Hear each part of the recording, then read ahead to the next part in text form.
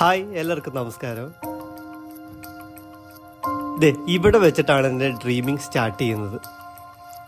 ഞാൻ പഠിച്ചതൊക്കെ SNDPHS ഉദയംപേരൂർ സ്കൂളിലാണ്.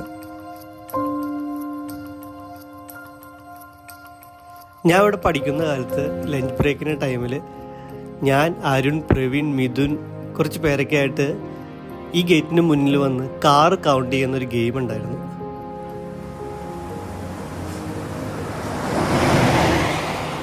ആ ടൈമിൽ ഒരു കാർ നമ്മുടെ മനസ്സിൽ കയറിയതാണ്.